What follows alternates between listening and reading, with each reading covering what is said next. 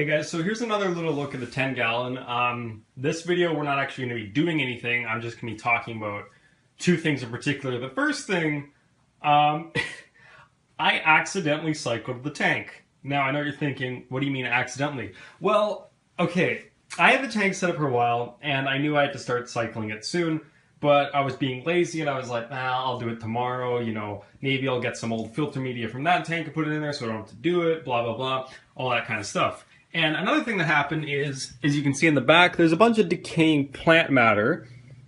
And I was also lazy, deciding, I won't bother removing that for now. Now, my laziness paid off because decaying plant matter releases ammonia.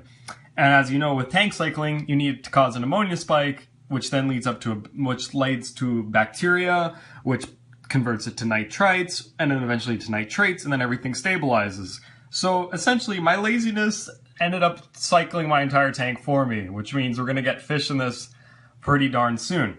Now, currently as it stands, I tested the water yesterday and the nitrates were high. They were in the red. I personally don't like to have them very high, so I'm going to wait for those to go back down. And my pH is really low for some reason, but we're going to see if that can be fixed.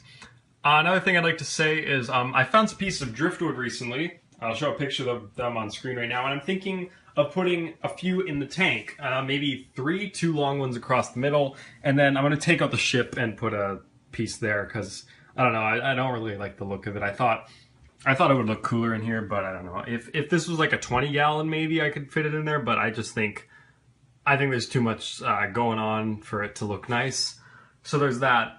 Yeah, so I just wanted to say that, you know, driftwood, that'll probably be next video. It'll be me actually showing how to, like, bake and boil the driftwood so that it's safe to use in a fish tank, because I didn't buy any driftwood. We were going to, but all the driftwood I found at stores wasn't to my liking, and this driftwood I found straight up on, like, a little beach near a waterfall, which I wish I had a picture of, but I didn't bring my phone there, was really nice. So we grabbed some of that, and yeah, we're going to be putting some of it in the tank, and possibly some in the betta bowl, which will eventually be set up.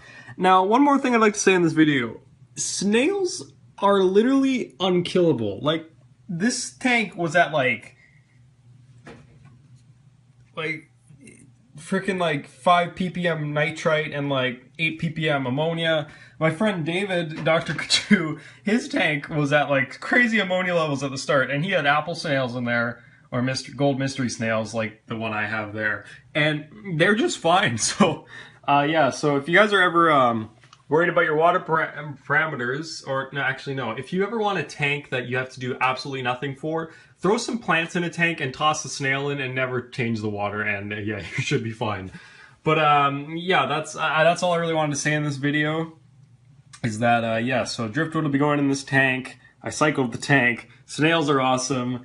And yeah, that's about it for today. So I'm going to see you guys pretty shortly in the next couple days. Got some terrarium videos to upload. Got to put the driftwood in here and possibly starting a new series. But I'll see you guys then.